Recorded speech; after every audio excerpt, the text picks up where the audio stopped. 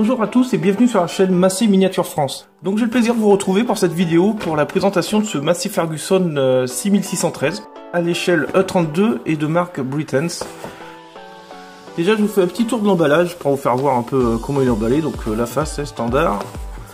Les côtés où on a toutes les traductions, hop, l'arrière où on a la photo typique, donc du tracteur, la marque, le type.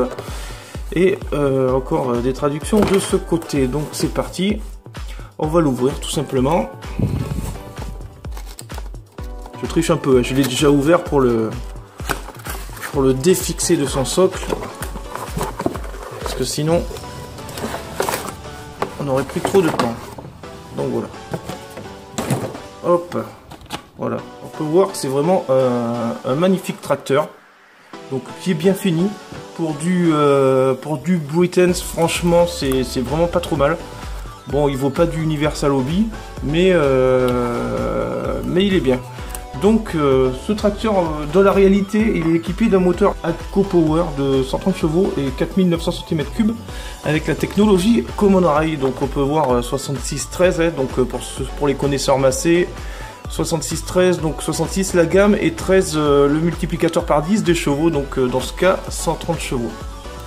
On va le sortir du socle. Voilà.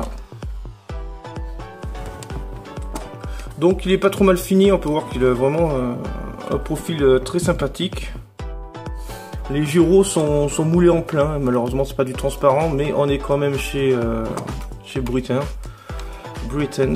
pour les intimes.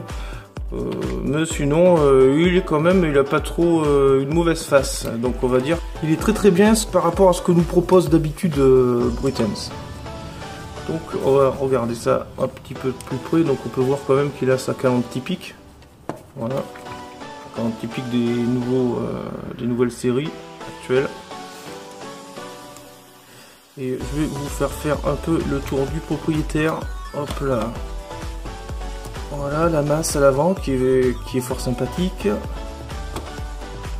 Le moulage des jantes qui reste pas tout un gros bloc gris. Il y a quand même le détail du noir à l'intérieur.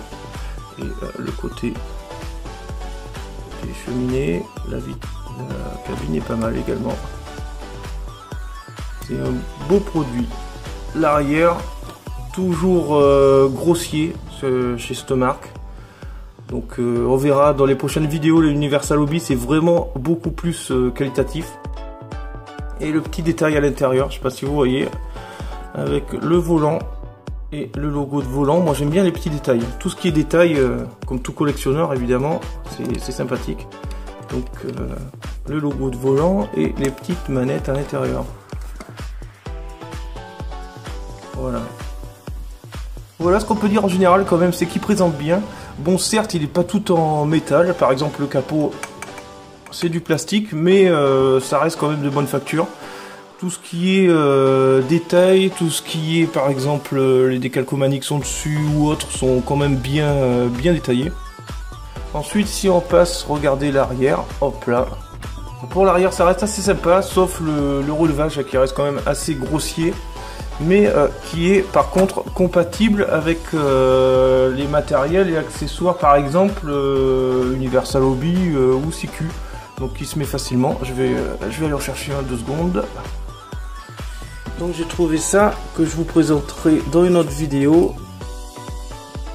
Et hop là, tout simplement, on va pas trop forcer non plus, et ça présente pas mal, et à savoir c'est compatible.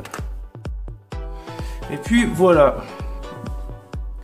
Donc si cette vidéo de présentation vous a plu, je vous invite à me laisser des gros j'aime dessus, ça me fera vraiment plaisir. Et à vous abonner si c'est pas fait, comme ça on avancera ensemble et ça fera progresser la chaîne.